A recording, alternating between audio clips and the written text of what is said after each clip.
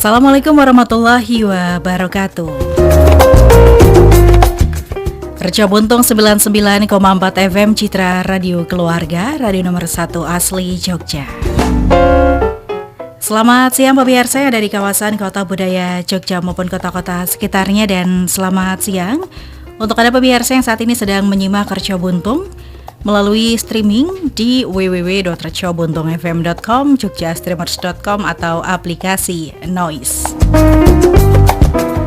Selamat siang pemirsa, bagaimana kabarnya siang hari ini untuk hari Selasa ya, 9 Mei 2023. Ica Dara dapat menemani Anda di kesempatan siang hari ini dalam sesi pertama program Warta Nada di Bincang Siang. Hari ini kita akan berbincang pemirsa di hari Selasa bersama Dr. HR Danarto SPB SPUK dari Rumah Sakit Khusus Bedah An-Nur Yogyakarta. Baik pemirsa, sudah hadir di studio Dr. Danarto. Assalamualaikum warahmatullahi wabarakatuh, dokter. Waalaikumsalam warahmatullahi wabarakatuh. Apa kabarnya Dokter Danarto? Alhamdulillah sehat. Mbak Ica sehat juga? Alhamdulillah sehat, bugar. Bugar ya.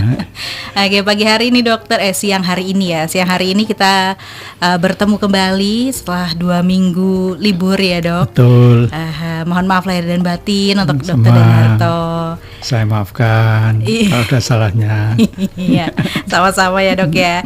Oke, hari ini dokter kita akan membahas terkait dengan disfungsi seksual.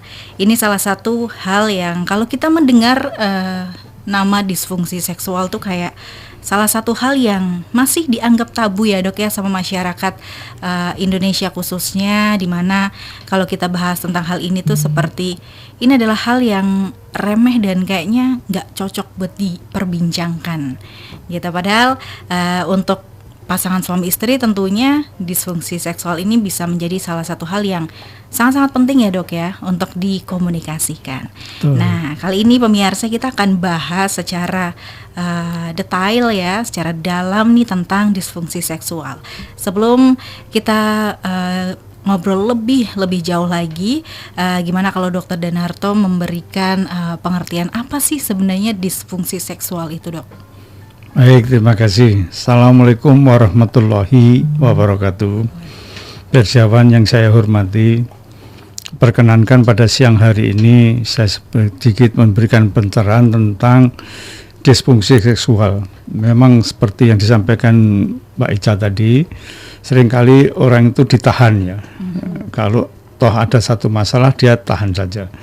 Apa tuh sebetulnya disfungsi seksual? Itu sebetulnya gangguan seksual di mana pria atau wanita itu tidak menginginkan hubungan seksual atau tidak ada keinginan, sampai kadang-kadang juga tidak mencapai satu kepuasan. Itu yang namanya kan disfungsi seksual.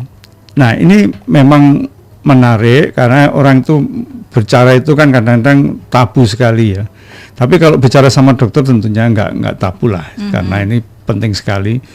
Karena dampak gangguan seksual ini ya, disfungsi seksual ini banyak sekali dampaknya. Bisa mungkin jadi orangnya mudah marah ya, orangnya diam-diam atau kadang-kadang sampai ujungnya perceraian. Nah, itu yang seringkali masalahnya sebetulnya sederhana, masalah ini aja, tapi dampaknya macam-macam, menjadikan segala sesuatu salah. Itu yang seringkali terjadi.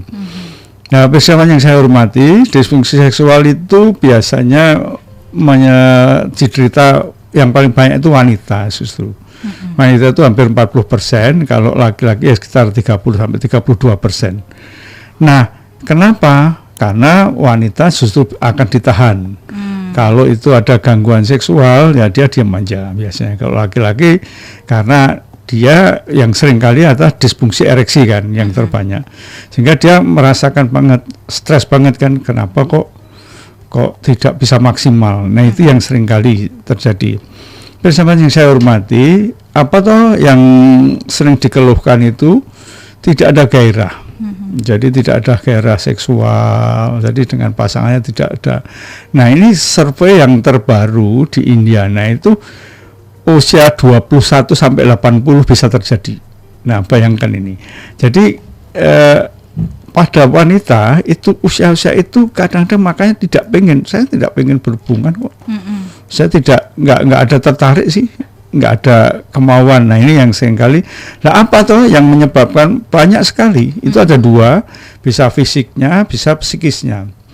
Kalau fisiknya biasanya dia ada entah gangguan hormon ya, kemudian dia ada gangguan sarafnya juga, ada gangguan pembuluh-pembuluh darah di situ, atau dia kencing manis, atau dia kegemukan, nah seringkali gitu kolesterolnya tinggi, atau DM. Nah ini atau ada tumor. Nah ini yang seringkali tidak tahu masalahnya. Nah munculnya seringkali berhubungan sakit. Nah ini yang seringkali terus enggan untuk melakukan hubungan seksual. Nah, hal-hal yang demikian ini tentunya kalau ada satu keterbukaan, biasa suami istri ngomong itu nanti terus menemui dokter, nanti kita cari masalahnya, nanti akan ketemu masalahnya. Nanti kalau kita hilangkan penyebabnya, insya Allah akan menjadi baik lagi. Nah, kalau laki-laki, nah ini tampak sekali. Laki-laki itu ada yang memang nggak pengen berhubungan ada. Jadi libidonya hilang itu ada. Nah itu kapan itu terjadi gitu? Biasanya gradual dengan usia.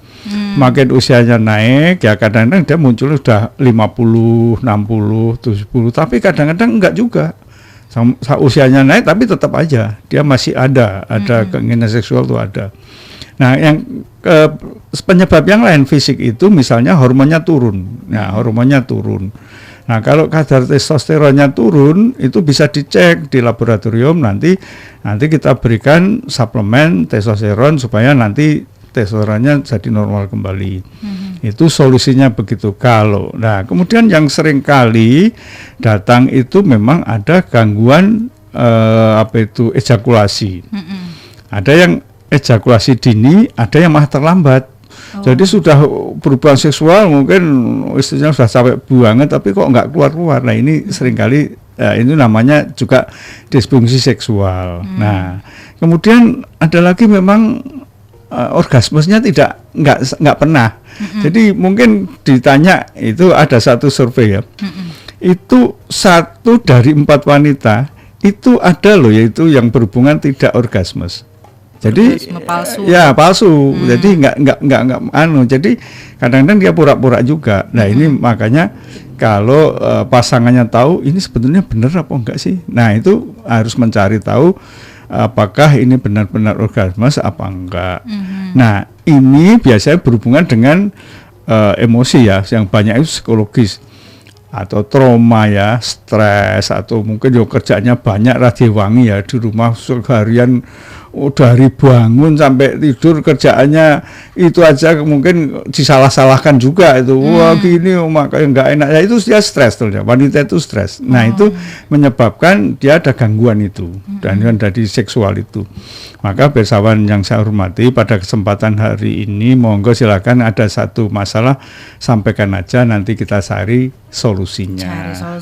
Begitu betul. Mbak Ica. Baik, ini tadi adalah pencerahan pemirsa tentang seperti apa sih disfungsi seksual itu. Ternyata nggak cuma terjadi pada laki-laki atau perempuan saja, tapi keduanya ya dok ya. Bisa keduanya ya. Malah ternyata lebih banyak wanita ya dok ya. Betul. Ya. Daripada laki-laki. Betul. Tapi bukan berarti laki-laki itu ditutup kemungkinannya untuk terjadi disfungsi seksual. Berarti impoten itu termasuk juga dok?